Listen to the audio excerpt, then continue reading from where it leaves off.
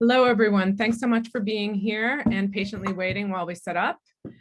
I wanted to introduce you to our panel, which is entitled Reimagining Preservation and its Discontents, Mobilizing People and the Power of Story. Our panel is comprised of Laura Dominguez, Kristen Hayashi, Allison Rose Jefferson, and Rosalind Segara. We are each planning on speaking for about 10 minutes, self-introducing, and then opening up to what we hoped would be a roundtable, which of course would be a square, except in this webinar presentation, it will be activated by our voices. So we will just come up with a new name for what this roundtable in a Zoom webinar or a feed loop webinar looks like. And so hopefully you'll be able to follow and really join this conversation as best as is possible in this sort of mediated environment. And I was instructed to mention that if you have any problems with feed loop, then you can press a link that's at the bottom or below that will allow you to enter the Zoom directly. I don't see that, so I have nothing to prove that this will work. And I also wanted to point out that it would be best if you posted your questions in the Q&A rather than in the chat. So if you can possibly use that Q&A button instead of using the chat, as much as we all love the chat. And so by way of introducing this panel, I do want to say that there are elements of what we aim to do in this presentation and in this roundtable that relate to the work that all of us on this panel, not surprisingly, have undertaken, both in concert with one another, with the same sorts of groups that are based in Southern California and in Los Angeles in particular, and then also through both the standard or traditional processes of preservation, as well as different modes of interpretation. So we represent all of those things, but we're circling around in the same arenas. And one of the things we wanted to draw attention to was the stuff that's not all that surprising to those of us who work in public history and in preservation or in place-based modes of interpretation. And we know very well that in the past 50 years, the scholarly attention to race and place and the importance of social history and story has risen, while historic preservation has in many ways, through its very traditional tools or dominant modes of working within legal and policy-based systems, has continued to valorize architectural connoisseurship and historical narratives that have continued despite lots of other attempts to privilege especially Anglo elite men. And we can see that, and you'll learn that through the different presentations that we're going to focus on today. And so all of us who are participating in this panel, who are, of course, like the rest of you out there, especially influenced by our contemporary moment when we're reckoning with systemic inequities and we're seeking repair both socially and materially, we question how preservation can be reimagined and can be retooled to incite change and go beyond the landmark. And yet we also recognize that the landmark is a powerful tool of recognition, of representation, and of legal preservation. So how do we deploy the power of story and community-generated knowledge to mobilize participatory forms of public memory to move us beyond the limited scope of those traditional tools? And how can we also mobilize that beyond, say, what we might at first glance think about as modes of interpretation? So all of us are going to touch on this in one way or another and open these questions up once again at the end. Our case studies are all from Southern California, focused particularly on Los Angeles and very different kinds of neighborhoods, but all of which are addressing the multiracial communities that have formed it. I admit that I'm only going first because we needed to put one name down as the person to pseudo moderate, but we're really trying to take a more, roundtable approach here.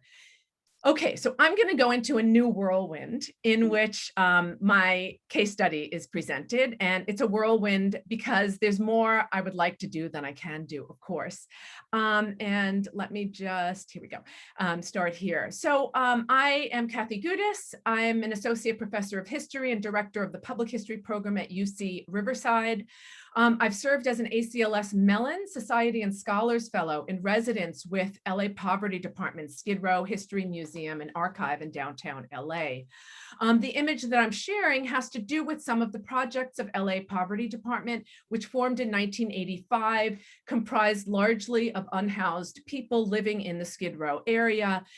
It has continued over this 35 years, and along the way, continued to be not only the first theatrical company of unhoused people, but also to form an archive based on their work over these 35 years in Skid Row that comprises a combination of public programs and conversations, performances like you see here on the right, installations now with their own permanent museum space, as well as a project called Walk the Talk, which is a set of parades and performances that the group had undertaken since 2012. Here's an image, you might call it me justifying my role in talking about this project, as I'm kind of the poster child in this poster, as I've been involved with this organization for almost 30 years. And so this is an image of LA Poverty Department's series of biennial parade performances that started in 2012 that goes through downtown Los Angeles, the 50-odd blocks of Skid Row, much of which is comprised of historic housing, some of it which has been deemed eligible for National Register Historic District. There are two stretches of single residence occupancy hotels, as well as other buildings that have previously been nominated as landmarks.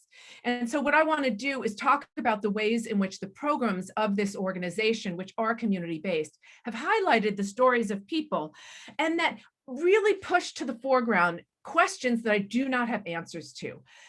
Examples abound in terms of historically disinvested in red line neighborhoods that have gained in cultural and financial capital because of the ways in which poverty has preserved those places and policy has historically inhibited growth and economic or social mobility for its residents, but that then over the face of different financial investments of preservation have increased in value and those longtime residents been displaced. We know those stories and they typically revolve around Black, Indigenous, and other people of color, as well as immigrant and working class communities, where their financial investments were not enabled at a federal or state or local level. And so as the area has increased in property value, they've been booted out and preservation has played a role. We know these stories of gentrification and displacement and the way that the preservation of buildings, the greening of parks and public spaces are typical culprits, with white women like me historically leading the preservation bandwagon that sets a lot of this off in motion. Now, for decades, community-based organizations, and I'd like to say that in recent years, this has included not only BIPOC and working class low-income communities, but also individuals and planners and preservationists who have tried to grapple with the ways that historic preservation preserves buildings or spaces, but not necessarily the communities who have lived there, often multi-generationally through the bad and good times.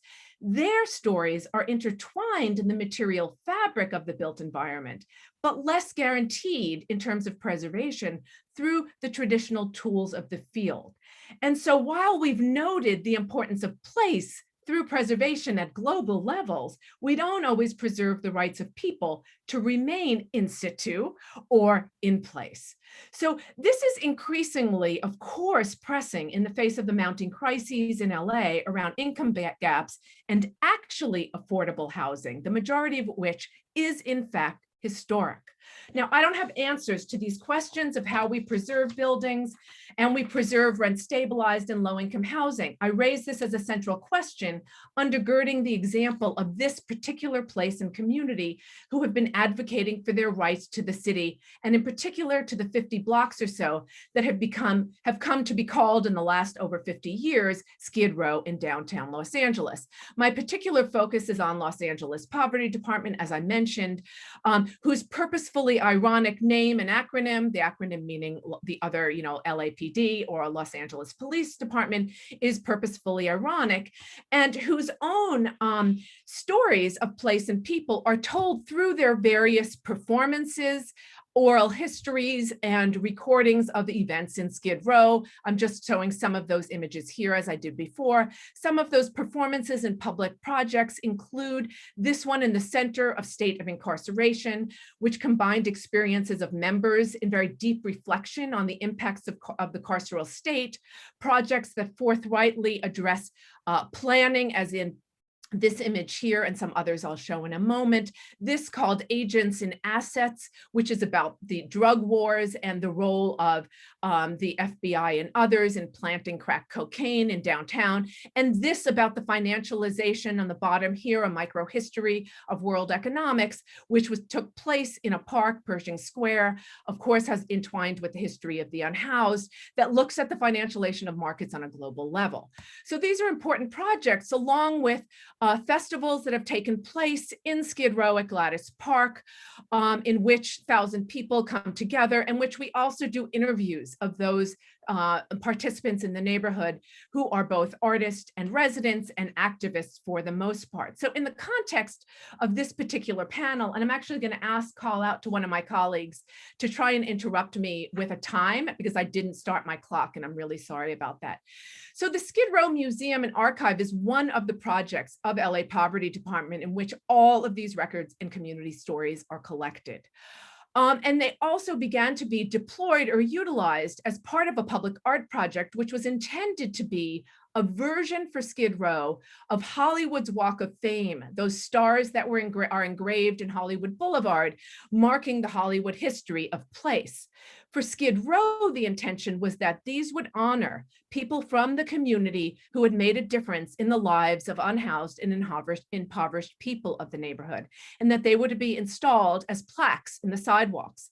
Well, the city council people and those who were seeking to reinvest this area didn't take kindly to the idea of the history of Skid Row being put in place in situ, either on the sidewalks or as banners. And so instead, LA Poverty Department and its members decided that they would take those banners, create signs like you see us holding here, and that we would parade by a different kind of occupation of space in downtown LA and use oral histories of those people being commemorated at their places of importance, as you see in this image at bottom right, in order to offer a version of a performance that narrated the life history of those people of Skid Row. There's lots of ironies I can't get involved in terms of this taking to the streets, accompanied by LAPD, meaning the police, as we also enabled people to sit on the sidewalks as we passed through in violation, usually of your municipal code 4118D, that says that people aren't allowed to sleep or lie on the sidewalks unless there's a parade going by. So as you can see, this is a kind of counter monument or counter memorial to what has typically taken place in Skid Row. The organization has also much more forthrightly taken on urban planning and preservation processes, including the city's historic 1999 adaptive reuse ordinance, which has enabled the reuse of some buildings that has led to displacement of some residents. So you can see here that the museum that archives all of these collections and where now performances are also held, with this back nine performance set up like a miniature golf course, tries to explain the processes of zoning, and especially the rezoning that's part of contemporary community plans to rezone the area that can potentially destroy a portion of the Skid Row community by rezoning it for market rate housing, which this group and others had been advocating against to try and increase the lines of Skid Row. The museum points out this history. It shows this history of Skid Row, and I'm just trying to point out a few of the maps. This empty white spot in the middle is that area that for a long time went unnamed, which is Skid Row, as these other historic areas were given names and efforts to, promote them in different ways. The history of Skid Row is intertwined with the history of housing, despite the fact that so many people, this is the densest area of unhoused population in the United States, yet 2/3 of the population also reside in permanent long-term supportive housing, which is a repurposing of many of these historic single room occupancy hotels and apartment hotels that were built in alignment with the railroad coming to town. So here's a bird's eye view from the early 1900s that shows the ways in which this area, now called Skid Row, much of this housing displaced, yet much of it still standing. These hotels are kind of are really significant because in the 1980s, many of them were converted to single room occupancies that were a little bit better in terms of their housing quality as city and county started suing each other and private public agreements were met with. So this area close to a railroad terminus meant that there were links to industry, there were links to itinerant workers who needed housing or hotels and rooming houses that were inexpensive, that were oftentimes rented by the day, by the week, by the month, oftentimes with shared housing. So these are all images of some of that historic housing dating from 1906 to 1911, that as you go west from this area of the railroad terminus starts increasing in their size and scale, that originally served a middle-class audience, that increasingly starting in the 1920s and 30s began to orient more towards those lower income people. And so all of these are still standing hotels, some of them long served as single room occupancy hotels for the very poor, that then were rehabilitated as the city began to shift around it. Oftentimes in the face of lots of litigation, as hotels like this and this began to try to boot out their temporary transient workers through a variety of illegal means. So all of these buildings tell a story, not only of housing, but also of carceral space. Skid Row also was the area where so-called hobos went through, a carceral space where vagrancy laws allowed people who were passing through, who might inhabit some of these rooms and hotels, to be incarcerated or be put on a chain gang to ultimately pave the streets. Am I out of town already? I think it's time to, if you are able to start wrapping up. Sure. And so this narrates the long histories of multiracial working communities, as I can show through these various images of both place and displacement of Native Americans who who also populated the area in the 60s as housing increasingly began to be called out as insufficient, and so various housing plans to renew or wipe out the blight. Many of the planning arenas in this area in 1976 called out an area that was a heavy concentration of single room occupancy hotels. It began to be called a containment plan. In 1976, the city basically authorized the containment plan to try and preserve the existing single room occupancy hotels. LA Poverty Department put this containment plan into the narrative of downtown LA, where it has been deployed both against the community and for the community.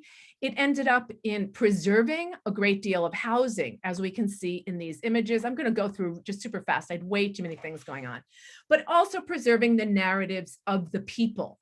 And the narratives of the people have been brought out through various exhibitions, honoring people through these parades, and now working in terms of bringing those narratives into the story of how we might continue to use preservation tools to save not only the buildings, but the housing itself and the people who have persistently resided in these low-income, oftentimes rent stabilized and other housing. And so I'm going to just offer one last question to bring me right back around again to my beginning question, which is the point that as we think about the role that preservation might play, we need to also think about this question of how we might use our stories, not only to help our preservation of buildings, but also to bring forward the ways we might allow a ripple of thought, of consideration,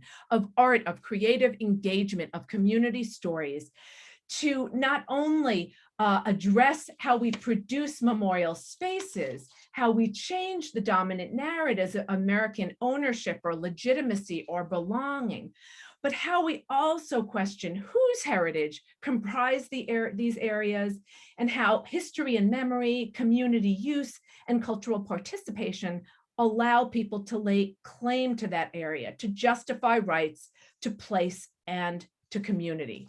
Thanks very much, and I look forward to conversations around these really really loaded issues that are huge in the Q&A and through my colleagues' works. Thanks so much.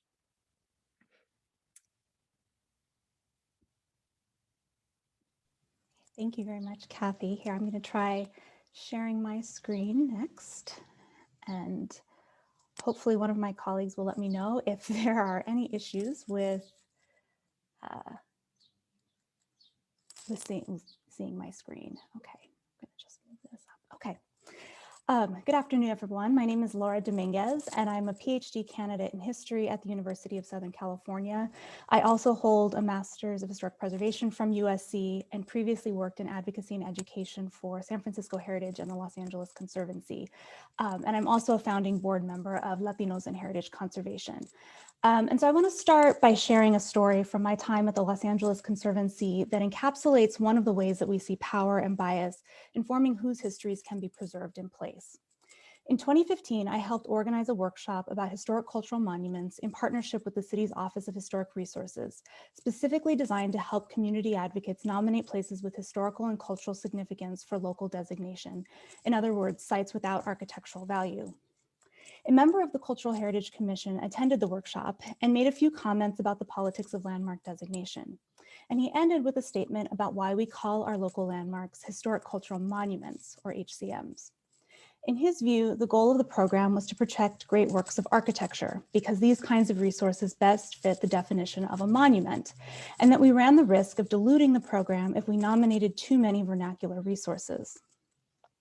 Some of my colleagues wanted to kind of brush it off as a tone-deaf remark, but I saw it quite differently.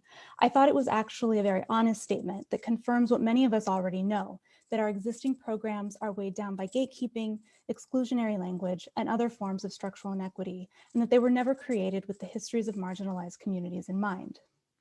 A lot of the work that I did as a practitioner focused on making our landmarks programs more inclusive. And more recently, through my work with Latinos in Heritage Conservation, I've been much more interested in what it means to reimagine heritage tools and practices from a Latinx perspective.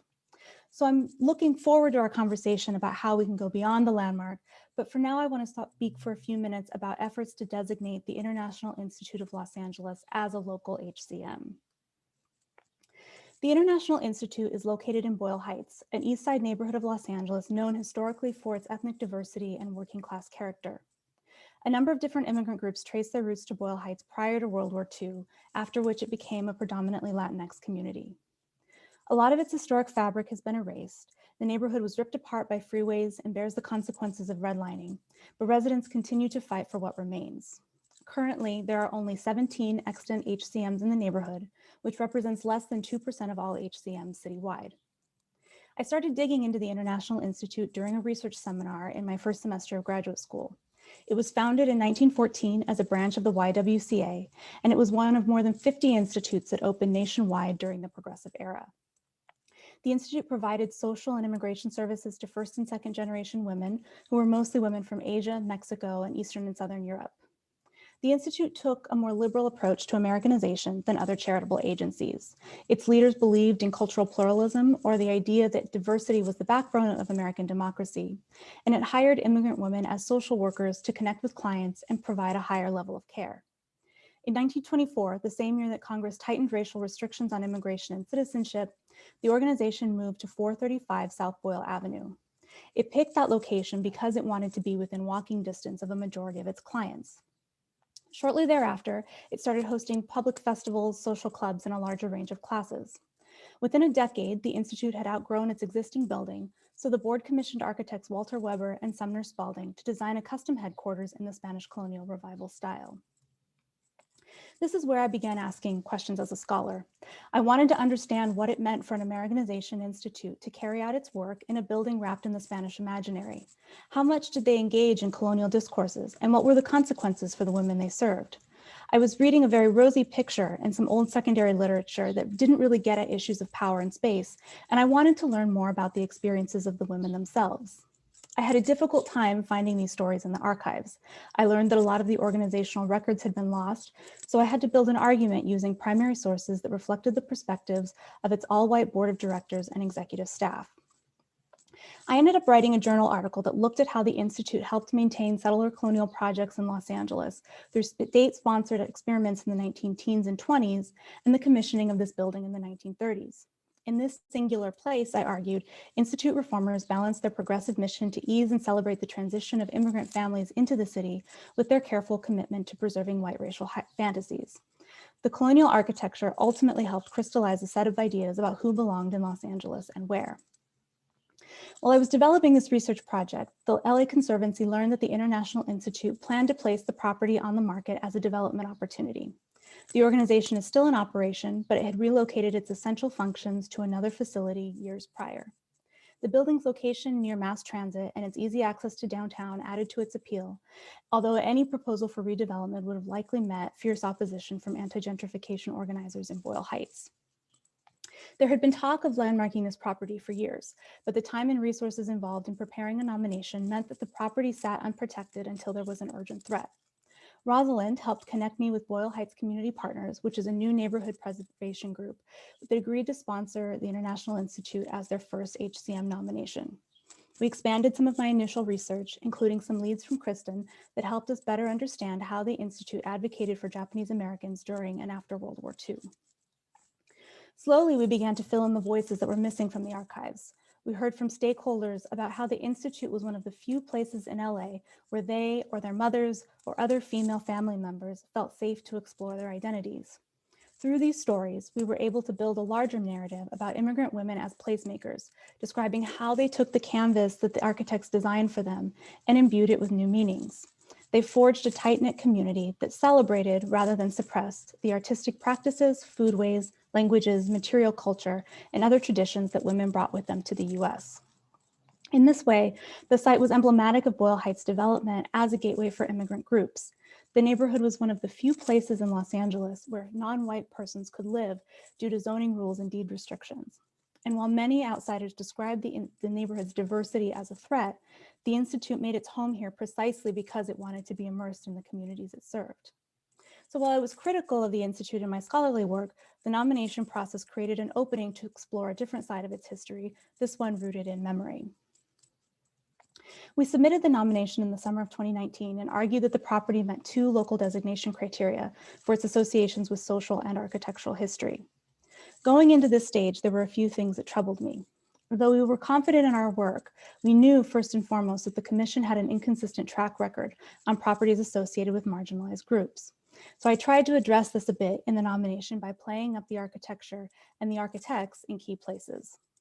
Second, we anticipated that the Commission might be swayed by opposition to the nomination, especially if the property owner made an argument based on economic hardship, which they ultimately did. And third, I was also concerned about the site's history itself and the challenges of commemorating places with histories of racism and other forms of oppression. As I've suggested, this was a place that meant different things to different people. Even though we had begun gathering community stories about immigrant women championing each other during an era of intense xenophobia and misogyny, I had also uncovered associations with eugenicists on the Institute's board and staff. And as terrible as they are, these discoveries didn't really surprise me, given what we know about histories of social work and urban reform in early 20th century California.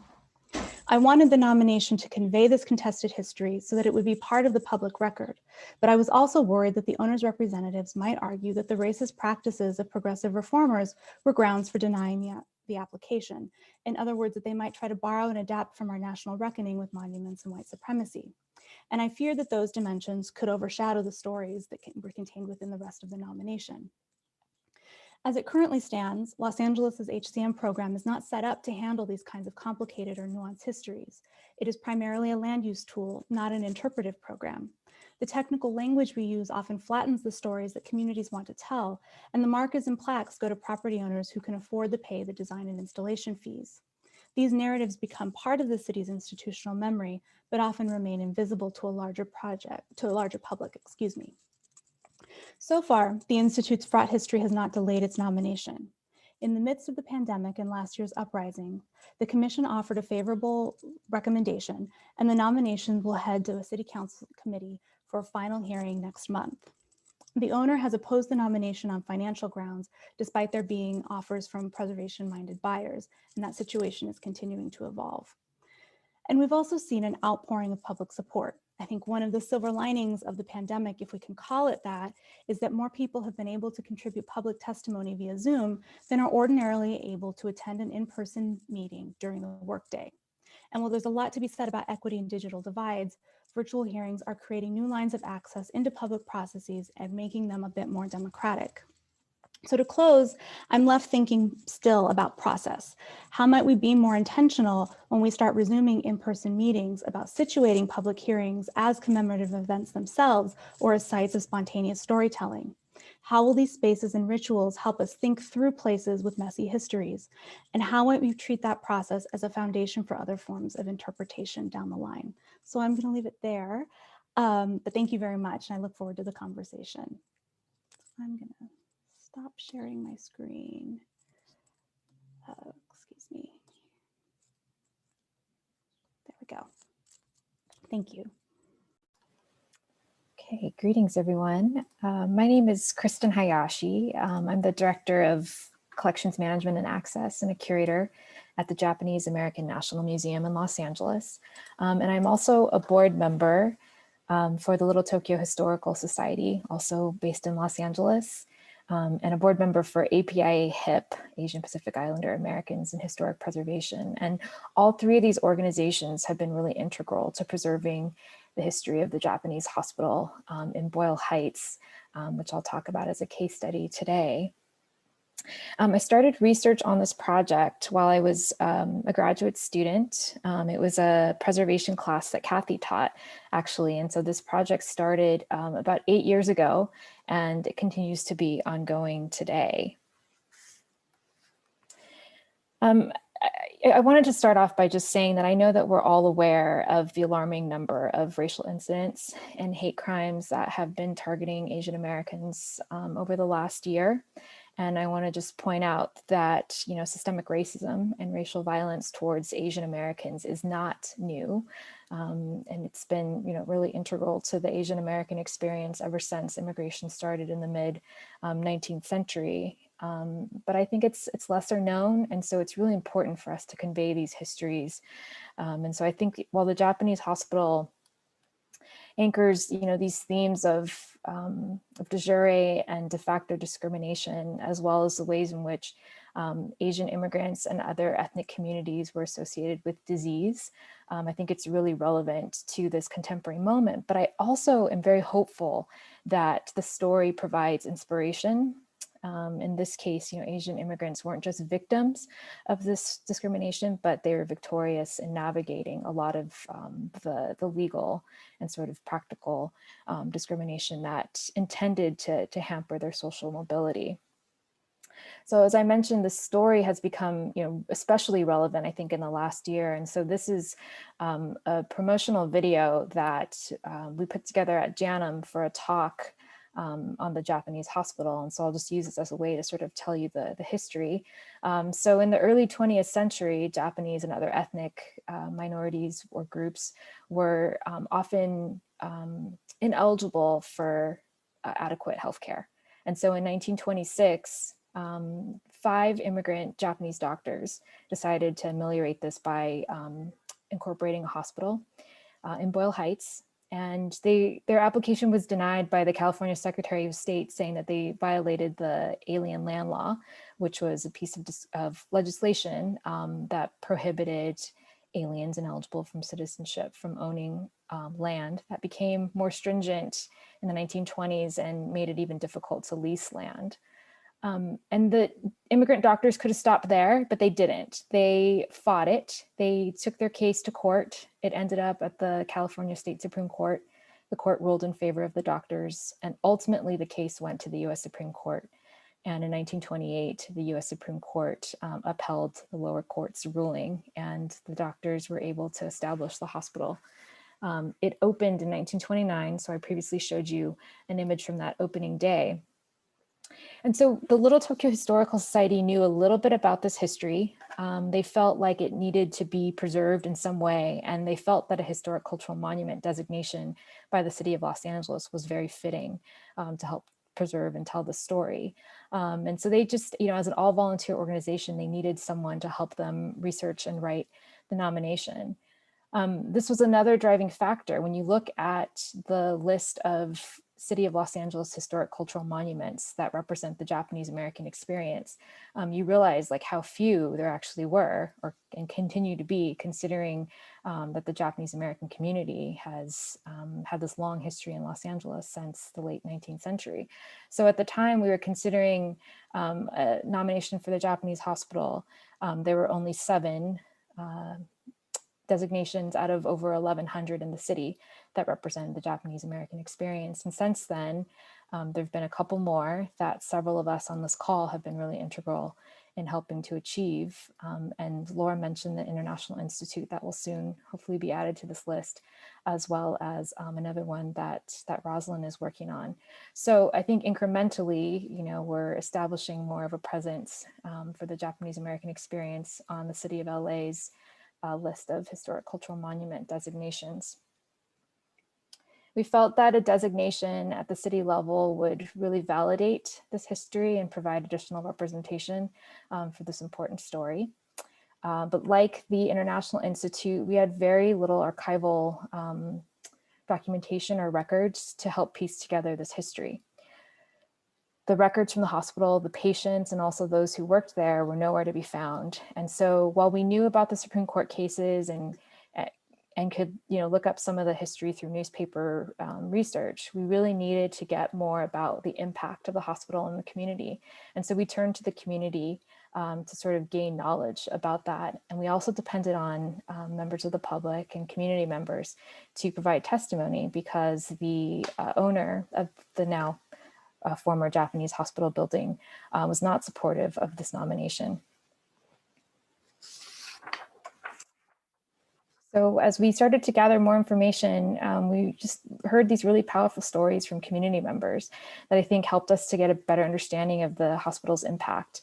We learned that despite its ethnic specific name, the Japanese hospital reached a multiracial clientele and had a much larger impact than just the local Boyle Heights neighborhood, as you can see from this birth certificate that we came across where William Estrada was born at the Japanese hospital in 1953. So in 2016, we were successful in obtaining the City of Los Angeles Historic Cultural Monument designation. It was named HCM number 1131. And then in 2018, we also submitted a National Register nomination. Because the owner still opposed all these designations, it was deemed eligible for the National Register. And while these designations, I think, were really important to us, it was somewhat satisfying to get this validity and recognition for the hospital. In some ways, the designations were very abstract. And so we wanted a way to really be able to convey the significance and the impact on the community. So what did we do? We held a series of public programs and invited the community to sort of like tell us how they were impacted by the Japanese hospital. On December 1st, 2019, that marked the 90th anniversary of the founding of the hospital. So we threw a birthday party. We knew we couldn't host something at the site, so we decided to host the birthday party at a local church a block away in Boyle Heights. Here's a photo of the group who attended the birthday party. And I thought it was just really neat. We asked, you know, how many of you have some connection to the hospital? And almost everyone in the room had their hand up, whether they were born there, had their appendix removed there, or knew someone who worked there. It was really powerful to hear all these stories. We passed around a mic, which you could sort of see in the top left corner, and there were so many people who wanted to share their anecdotes, which we recorded. There was just a lot of incredible conversation that happened informally as people were eating cake. Yes, we had a birthday cake and we sang happy birthday to the Japanese hospital. And we also collected, we asked people to bring in photographs, documents, anything that they had that was related to the Japanese hospital as a way to start to build an archive of documentation. So we had a scanning station to scan these historical documents. So some of the things that we came across or that people brought to our attention, on the left here, you see a receipt that shows the medical treatment that Frances Kaji received. This is, Frances Kaji was the daughter of one of the 5 immigrant doctors that founded the hospital. So as you could see, there was a 20% discount approved by one of the other doctors because of her connection there. But still, in what year is this? 1955, she had all this medical treatment for $132. On the right here, you see a stock certificate. So in order to fund the construction of the hospital, they sold stock to members of the community. And so these 2 organizations, Little Tokyo Historical Society and also the Japanese American National Museum, are combining efforts to really archive the story.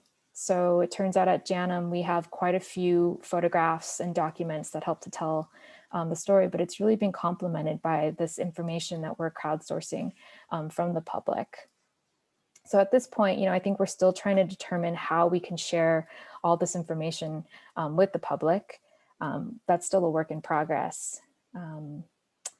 And this shows another way that we commemorated the designation. So because the owner was in opposition, we couldn't put a plaque on the building, but we decided to put a street sign up on the street lamp so that people would know the history as they walk by this building. Because again, it's not about the architecture. You would walk by the Japanese hospital today and not really think twice. But we were able to put just enough information on there, I think, to pique people's interests. So we made it a point to say that it was immigrant Japanese doctors that prevailed in a 1928 US Supreme Court case, and hope that that would spark some curiosity and pique people's interests. So I'm sure we'll continue to chronicle the history of the Japanese hospital, and we'll be looking for ways to continue to share this with other people. So I'll stop there and I'll pass it along to Allison.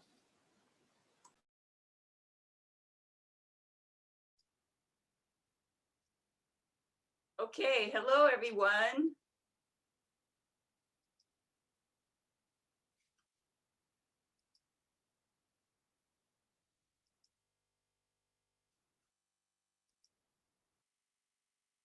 I guess we can see everything, everybody? Okay, so I'm Allison Rose Jefferson, and I am a historian and heritage conservation consultant. I am an independent scholar. I have a PhD in history from University of California, Santa Barbara, and a master's in heritage conservation from the University of Southern California, where several other people on the panel have also gone through some of the training that I experienced at USC in the Heritage Conservation Program. I join all who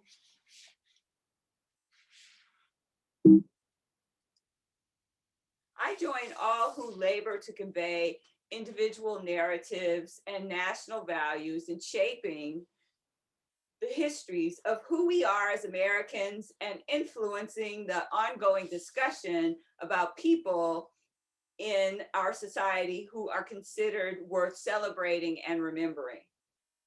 We have to ensure there is a collective understanding of our diverse and multi-layered history that is learned by all in the public square. Further, we need to increase equitable access to deep knowledge from places that create and preserve our cultural record, and from scholarly texts to community collections in archives, libraries, and other repositories. The stories and materials of historically underrepresented groups must be included,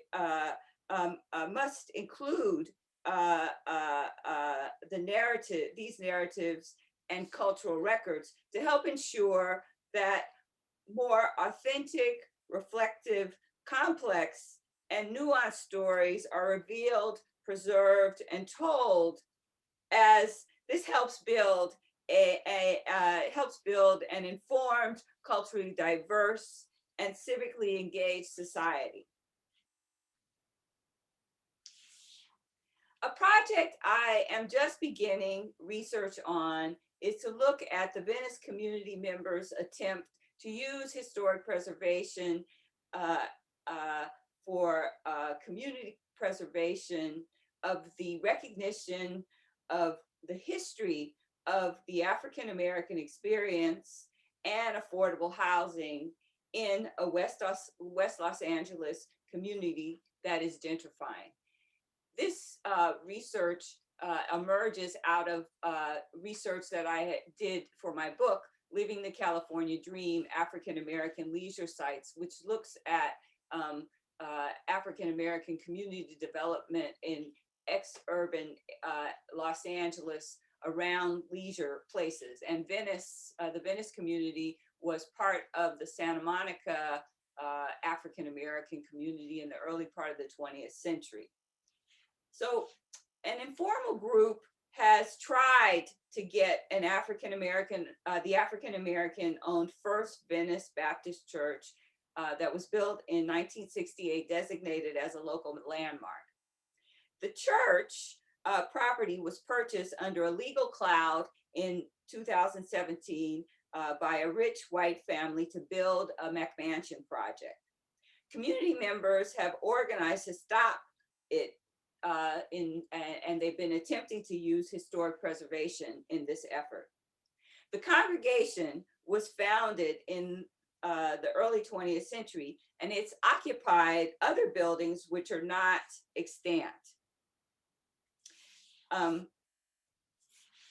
Venice's Oakwood neighborhood, where the church is located, is significant as a rare example of an early 20th century African American community, an enclave by the beach. Per a 2015 Venice Survey LA planning document, while the area does not retain significant integrity or cohesion to qualify as a historic district, it may warrant special consideration for local planning purposes. The church was denied local landmark designation because the application did not meet the criteria for significance within the context of the cultural and social history of the African American community in Venice, as the applicant argued. Additionally, the church, which wasn't so highlighted in this document, and the African American enclave are also significant due to the environment of racism that was responsible for the creation of the area in the first place, that produced a thriving African American community that contributed to the economic, political, and multi-ethnic environment of the early 20th century Venice district. 3 local landmarks associated with the community have been designated. Further research may reveal more resources associated with this early Black community. Underrepresentation of resources associated with this community is because the resources do not meet current integrity standards. But this doesn't mean that they've lost their ability to tell a story. Today, the gentrification is creating change.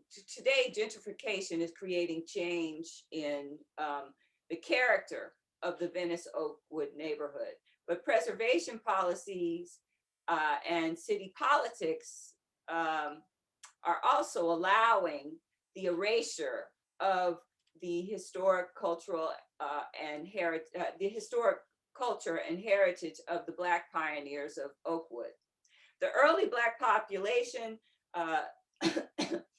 survived due to their tenacity and skill as they navigated discrimination to contribute to the community's growth. So I ask the question here, and this is something we'll discuss, is how can heritage conservation in the broadest sense of the term, including public policy as well as including interpretive programs, contribute to the solutions for this community's multi-layered issues. The National Park Service guides the public policy of national historic preservation programs to ensure, we hope, Americans to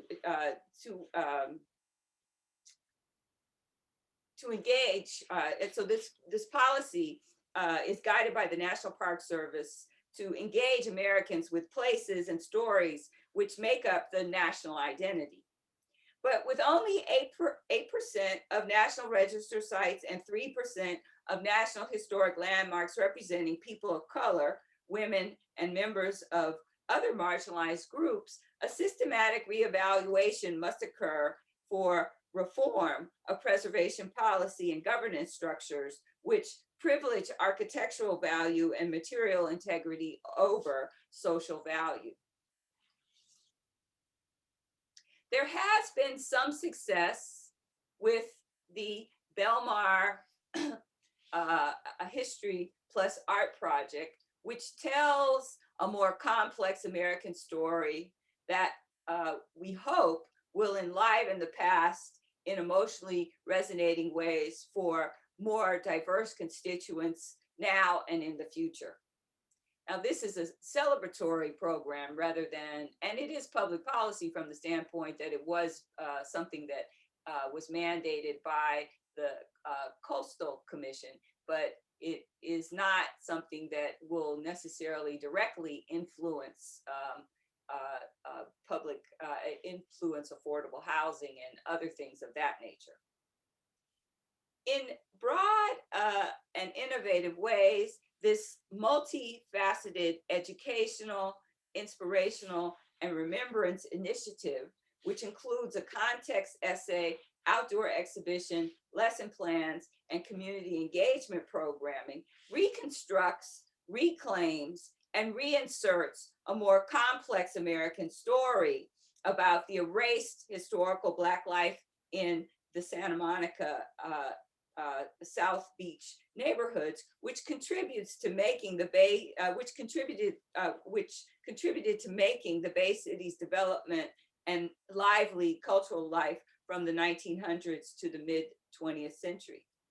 This reconstruction of public meaning of Santa Monica's urban landscape and heritage conservation amplifies a broader societal understanding of Black life as part of our collective and diverse California heritage to preserve broader coastal zone accessibility for present and future generations. It is a timely contribution to the dialogue of the reinvigorated freedom rights struggle as it helps open and inform contemporary life for understanding of those who came before us in Santa Monica's historical African-American community life. It helps build a broader and richer and more accurate understanding of our shared history and identity in our global, national, and regional, national, regional, and local citizenship. At the same time, this project is a reminder of the loss of African-American social economic space in the Santa Monica Bay coastal zone, and that there is still so much that is not understood about the history of Santa Monica, California, and the US. There continues to be history and places which need to be documented and made known to people. And an example of that is the first project that I spoke about in terms of where it is right now, and that is in understanding the Venice African-American community's contribution to the region. This commemorative justice initiative is an important symbolic action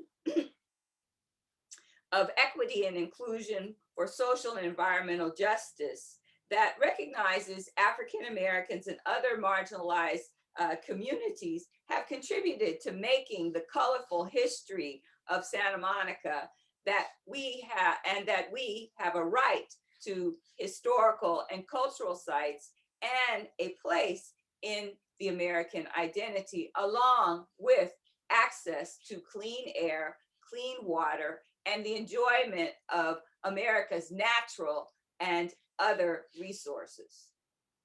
Those of us doing this work, we need to use all the tools of public policy, education, conservation, curation available to expand knowledge for the construction of a more inclusive public culture, historical memory, and national identity encompassing diverse experiences of the American people, and to help dismantle institutional racism. And with that, since we are funding through our tax revenues historic preservation, we need to think about how this land use policy can be more encompassing of everyone's past and not just great architecture and white elites. Thank you.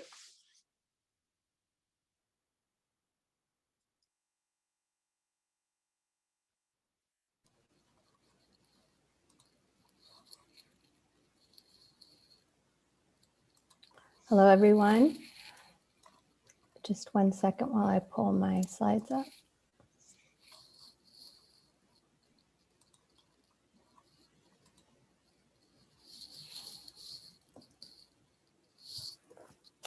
Good afternoon. My name is Rosalind Segarra, and I'm the Neighborhood Outreach Manager with the Los Angeles Conservancy. We're a nonprofit historic preservation organization serving the County of Los Angeles. I come to historic preservation with a background in storytelling and community organizing. I'm a co-founder and currently serve as the board chair of a small nonprofit in Riverside called the Save Our Chinatown Committee that has been actively working to preserve a National Register property, our historic Chinatown archaeological site. I also serve with Kristen on the board of Asian and Pacific Islander Americans in Historic Preservation, or mostly known as API-HIP. We are a national network of preservationists, historians, planners, advocates, and just regular folk focused on historic and cultural preservation in Asian American and Pacific Islander communities. Like Allison, I'm going to be talking about First Baptist Church of Venice and a couple other examples. I want to begin by sharing that on February 17th of this year, a local headline read, "Venice Church receives Black Lives Matter art." This art installation was meant to honor Black History Month in Los Angeles and recognize Venice's Black community and history. The placement of the mural in front of the First Baptist Church of Venice, which is the oldest Black church in the neighborhood, held special meaning to those advocating to designate the church as a historic cultural monument. I'm going to return to the case in a bit, but I wanted to first share some data that the Conservancy has collected to better understand the lack of representation of BIPOC women and LGBTQ heritage sites in our historic cultural monument or local landmarks program. As some have shared, it is estimated that less than 8% of the sites on the National Register of Historic Places are associated with BIPOC women and LGBTQ heritage sites.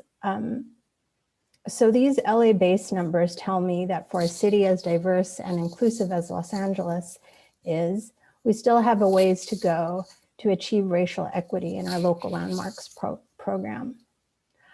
Latinos in Heritage Conservation Board member Sarah Bronin wrote about the disparities in representation in the National Register in a recent op-ed for the LA Times.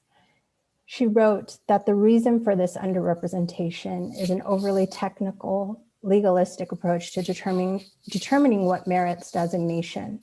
Historic registers at the federal, state, and local levels only include places satisfying specific criteria.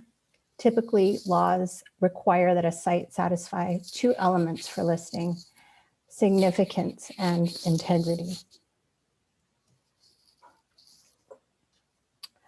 So the First Baptist Church of Venice is a two-story church and an adjacent parking lot located in the Oakwood section of Venice, in the Venice neighborhood in Los Angeles. It was built in 1968 and designed by George R. Williams in the mid-century modern architectural style.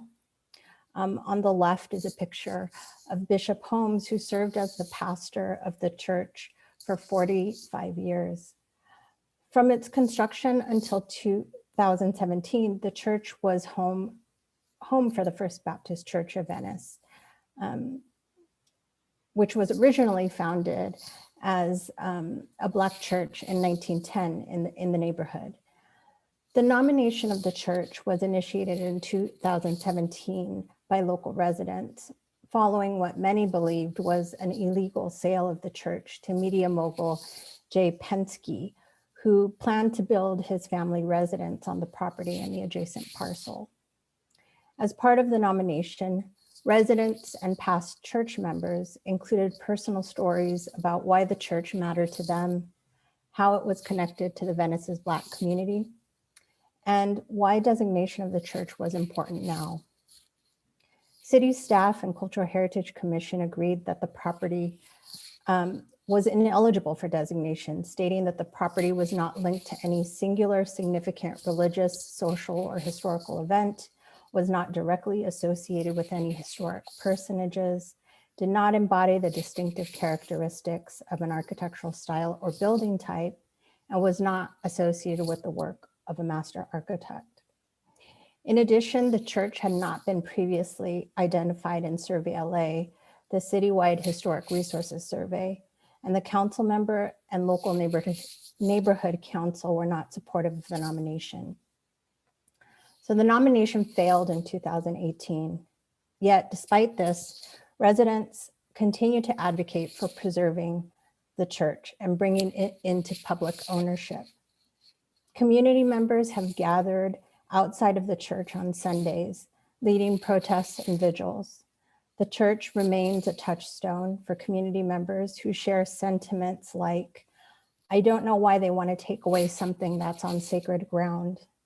The church is a cultural monument. My heart and soul is here." And the church is a living symbol of this struggle, resilience, love, vision, and transformation. The Black Lives Matter movement has brought renewed attention to the Save Venice Coalition and others working to landmark the church. On June 7th of last year, following George Floyd's death, hundreds gathered outside First Baptist Church to decry racism and the gentrification of Venice. And by October of last year, a council member who was not in favor of the nomination, the original nomination, reintroduced a new nomination, or reintroduced the process for nominating it, offering another opportunity for the staff and community members to make a case for landmark designation. And for full transparency, the Conservancy did not have a role in the 2017 nomination process, but we are currently providing some support to advocates who are assisting with the current nomination. If the church is recognized as a historic landmark, Save Venice plans to raise enough money to buy back the space. The group would like to renovate the building, create a library, museum, and garden, and open it as a spiritual gathering place for all. This case underscores the importance of mobilizing people and storytelling and guiding historic preservation.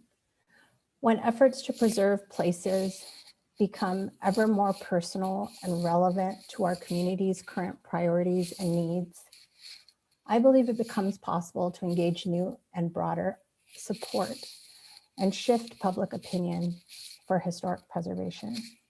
I think that's what's happening right now with the First Baptist Church. I'll now turn to two examples that illustrate how storytelling brings people to historic places, landmark designation notwithstanding. And trigger warning, the next slide contains images that may be distressing to some in the audience. Here are two images of the historic Silver Dollar Cafe in East LA, a site associated with the National Chicano Moratorium March. The aim of the march was to protest the disproportionate impacts of the Vietnam War on Mexican-American soldiers and families, and to call for an end of the Vietnam War. On the left is a photo taken on August 29th, 1970, when journalist Ruben Salazar, who had covered the day's events, was killed by a county sheriff. On the right is an image from a performance to honor and remember Ruben Salazar and the day he lost his life at the hands of law enforcement. The performance happened in conjunction with programming led by the 50th Chicano Moratorium Organizing Committee. As you can see, props were created and deployed at the site, where little remains of the historic fabric that was present in 1970.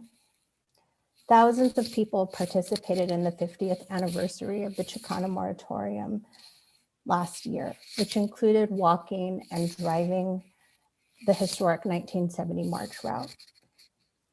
The Silver Dollar Cafe recently achieved historic designation as part of the Conservancy's effort to landmark sites associated with the Chicano Moratorium in Los Angeles.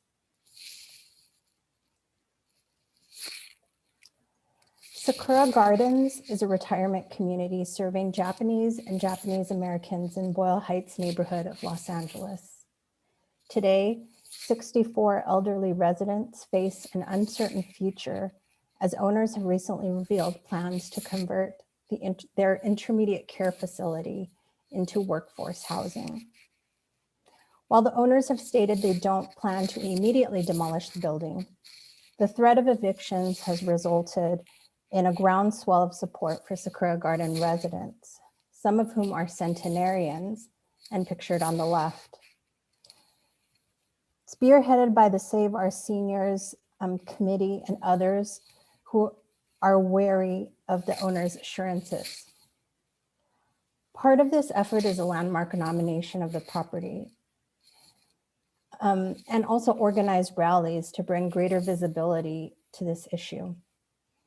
In the photo on the right, we see actor Tamlin Tomita clad in PPE gear, giving an impassioned speech to keep the seniors in their homes just this February.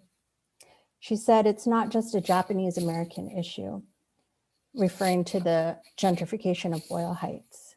She said, "It's a neighborhood and community issue."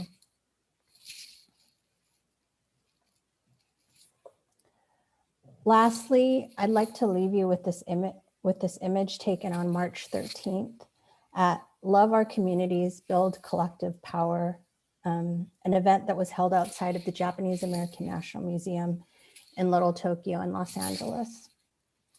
The event provided a grounding, healing, and safe space in response to a recent upswell of anti-Asian violence and included speakers, music, victim accounts, call to actions, prayer, meditation, and reflection. It is fitting that Little Tokyo, one of 3 remaining historic Japan towns left in the nation, and one of the oldest neighborhoods in Los Angeles, is holding space for community to stand together in solidarity against anti-Asian violence in Los Angeles. Little Tokyo, too, is part of a legacy of survivors. It has held space for me and others throughout our lives, and with our continued support, will continue to do so in the years to come. Thank you.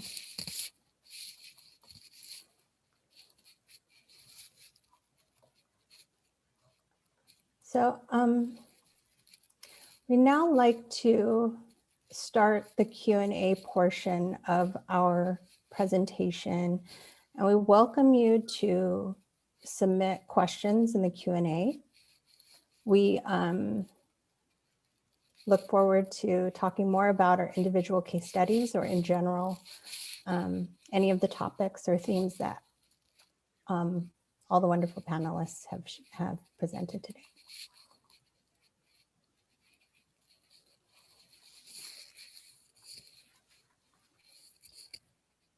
Well, while we're waiting for Q&A or questions to come through, I might ask a question of fellow panelists.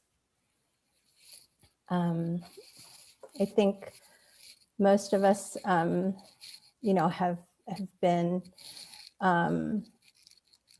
aware that there have been some new changes especially with respect to, discussions of racial equity at the city level. And I'm curious to see, so we recently this year, it may have been late last year, but in recent months have named Faisal Roble as the Chief Equity Officer in the Department of City Planning.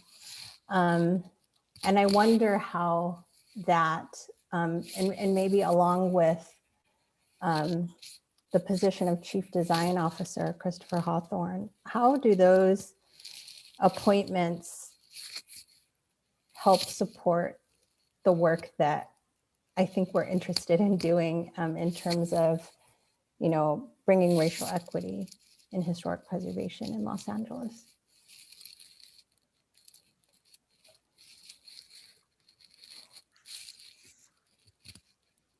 So I don't know what's the gentleman's name, Robles? I'll type it in the chat. I don't know what his purview is, so I can't speak to the specifics, but I would hope that to the specifics of what his mandate is, but I would hope that he will be looking at more closely how our public funds are being allocated to recognize everybody's past. I mean, it's not like this is a new conversation, but I don't think that maybe people have tied our tax dollars as emphatically to the fact that historic preservation coming out of the public policy and urban planning departments of our city, we pay for that. And so in that, there should be more accountability as it relates to what places are being designated as landmarks. And I think that in terms of the way that our local landmarks, because that's what we're talking about in terms of this position, I think that, there is flexibility even in terms of what comes down from from national historic preservation policy on the local level. So I would hope that he is going to, help the department to be more expansive in terms of how they are looking at designating landmarks, and so that, more social value sites are going to be included versus architecturally significant buildings with, material integrity. So I'll just say briefly, because it's an effort that both Kathy and I have been involved in, under Christopher Hawthorne's tenure, he began a process to really reckon with the city's civic memory and convened a citywide civic memory working group that was composed of scholars and architects and heritage practitioners and artists, and really, I think, a cross section of cultural workers in the city. And one of the things I think that is going to come out of this is a kind of reckoning with the roots of our civic memory. What are the ideas that underlie what we preserve and why and how we do it? Because I think it's exciting to think about, new policy ideas or changes to how the department is structured, or, changes to the landmark program itself that maybe encourage more applications from communities that have not been represented. But I think that there's this larger framework that we need to do a better job of understanding and picking apart, and understand how, going back 100, 150 years, what were the ideas that were underlying the preservation, the early part, preservation movement in Los Angeles, and understanding the ways that those ideas were rooted in white supremacy and were rooted in land theft, and how we kind of have maintained those ideas and those structures over the years without really trying to understand and unpack and shift the roots.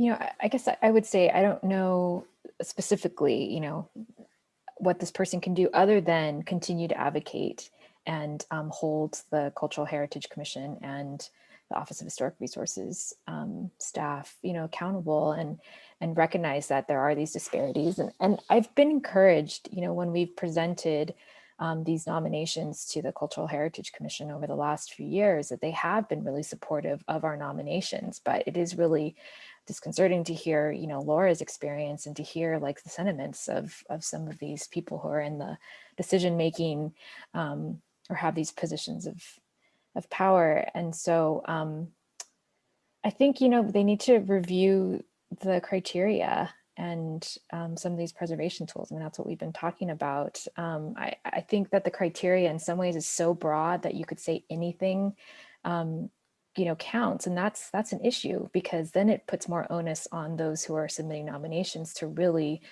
prove the significance. I think all of us have really told these rich stories, but in the case of the Japanese hospital, and also with Tokyo Florist, which some of us have been involved with, it wasn't about the architecture, it was about the story. And I think the whole time we knew we had this rich story to tell, but we were always concerned about like that architecture part and the integrity part. So I wonder, what about these more ordinary places that have really important stories to tell? Like, how do we convince the Cultural Heritage Commission that it's worthy of a designation when the criteria is, so broad? So I guess, reviewing the criteria is something I would suggest. Yeah, I want to just mention one thing that might intersect with the question that's in the chat about community intersections with the community of persons with disability. And I want to just like put it into the context of what we're talking about, because I've been really heartened by what Laura named as a kind of democratic process at play with the hearings and with the community activism. Even the image of the first failed attempt where community members convened at the Venice Church is a way of highlighting those ideas, right, of those spaces and rituals that are really significant for people to come together and to instantiate community where others might posit that there isn't one, right? When the neighborhood council says they're not in support, or when the council person says they're not in support, they're saying so in disavowal of the people who have now come together to try to collect those stories and mark the space, though they may not be the property owners in the area. And this is deeply problematic, in terms of the questions I kind of posed at the beginning, but also because the educational process that needs to happen is one that intersects with the economy, and it needs to go to our city council offices and neighborhood councils, because they have more or less been fortifying the role of developers and those who hold the highest amount of power through their property ownership.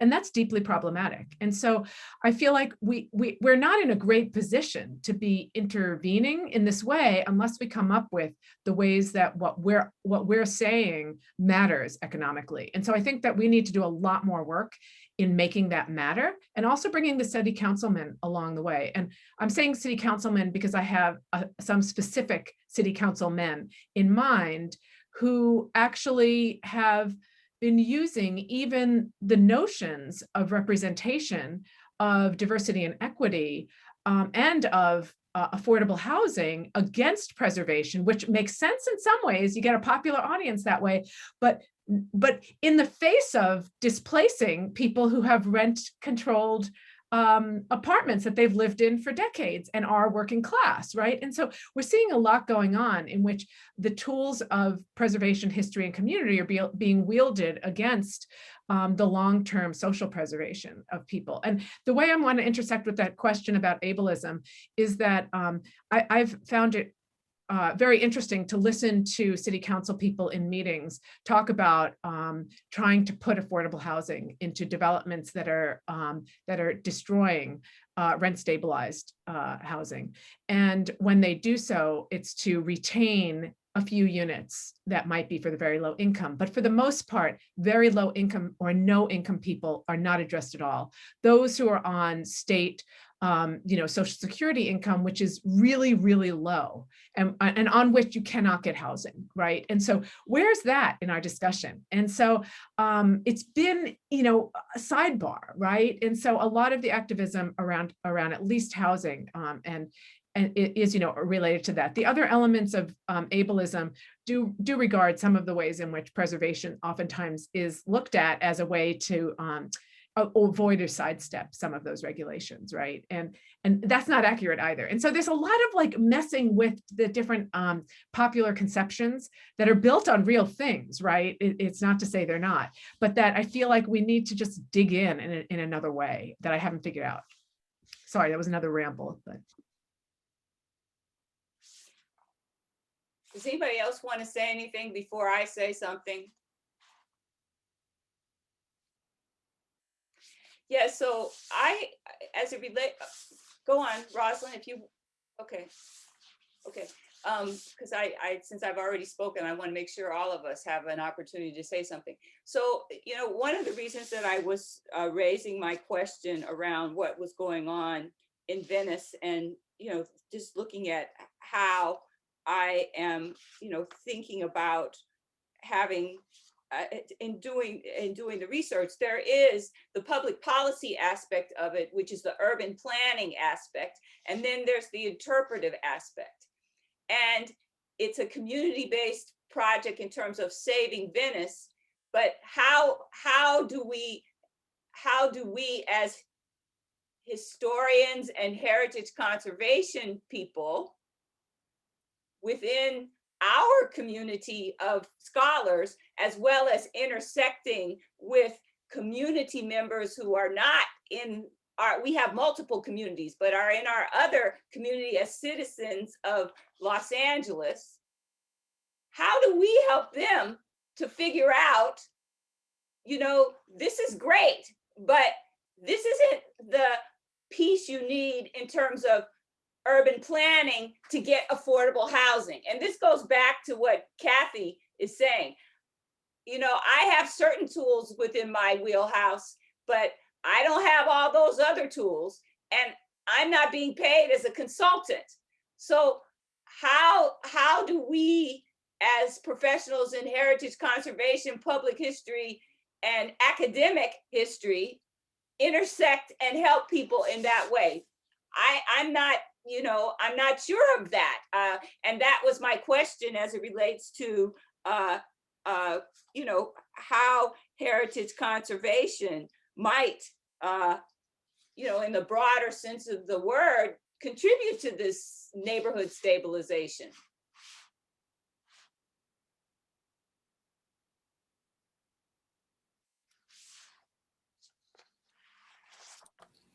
I guess I'd like to say something on that. I think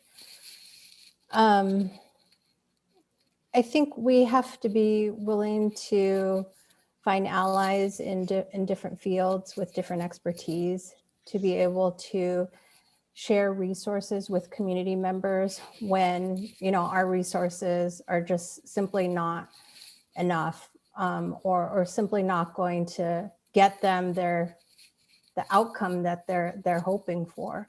I mean, we can nominate historic housing, to your point, Kathy, in Skid Row or across LA, but the nomination alone is not going to have the outcome of affordability, long-term affordability, or even giving the unhoused, the dignity that they deserve.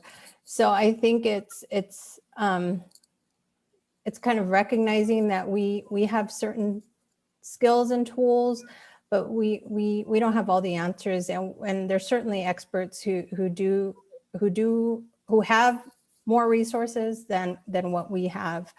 But I do think that it's important if we really see the work of historic preservation as a community benefit. I think that I'd like to see us be working together with other folks who are trying to bring about community benefit in other ways as well. And I think,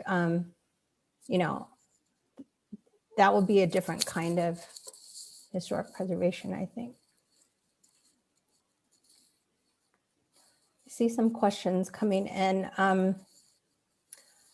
There's a question from Michael Yee who asks what has been done or potential ideas for cultural tourism to strengthen or activate interest in your respective projects, especially the smaller projects.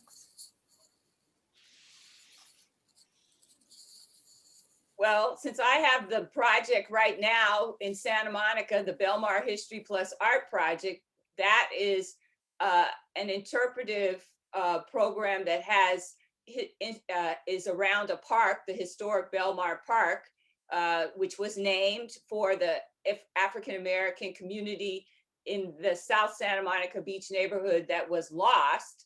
I don't know that the city right now in Santa Monica has recognized the extent of the cultural tourism that can occur from this project. We've got a large sculpture, which I showed a slide of if you had a chance to see my presentation. And also there's the history panels, there's an essay, there's my book that this work was generated from. So all of these kinds of projects can generate cultural tourism, not just what I've done in Santa Monica, but all of the projects that we have highlighted today, if various institutional partners choose to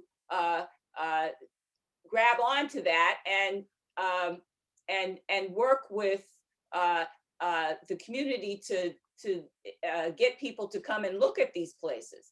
I mean, for instance, with the project in Santa Monica, I'm hoping that at some point in the future, the Santa Monica Conservancy or some other group will be engaged in taking people on tours of the historic African-American community in the South Santa Monica Beach neighborhoods.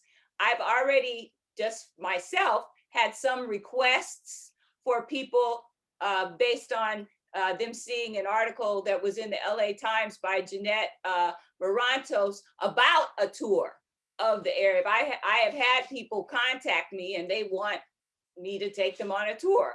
Well, I can only do so many of those because that is not what my job is right now.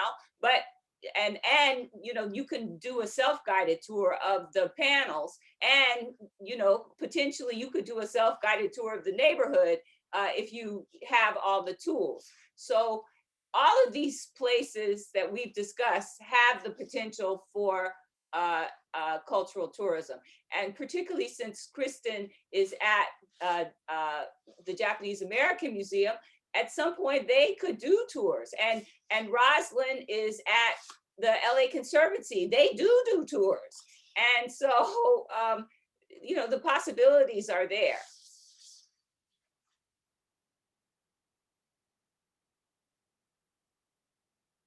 Somebody has another question over in the chat.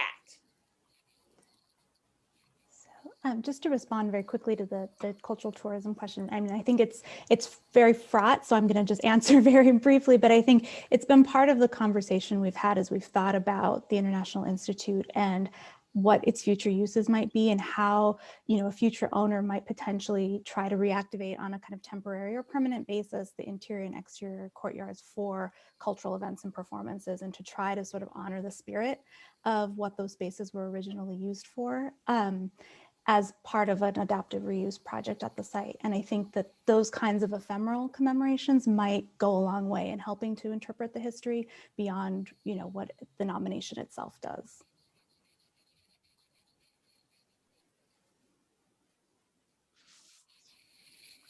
I just want to acknowledge the comment in the chat from Emma.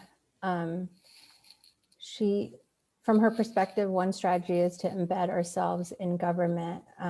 She's working in a planning agency, but she's a curator and public historian.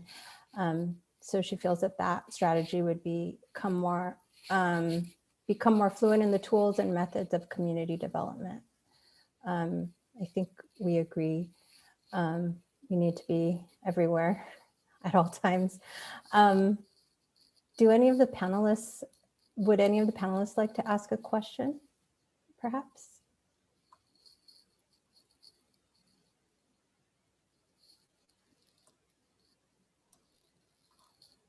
I admit I'm looking at the clock and thinking that we may be out of time.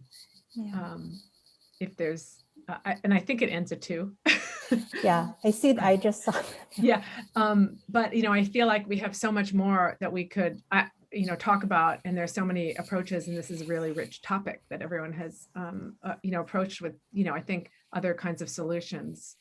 So I'm really grateful to hearing my, fellow presenters here, and hope that we'll have an opportunity to talk more with those of you out there, and for this to be an ongoing conversation in terms of how we might actually further engage and correct some of the problems of the record, to both in terms of, fighting against the kinds of annihilation that come with being erased from the record, and also serving to create, proactive tools of social justice.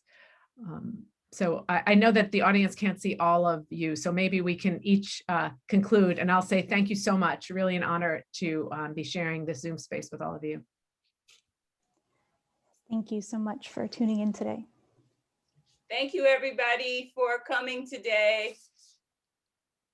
Thank you. Be well. I'll say the same thing. Thank you for participating with us today, and yeah, be well.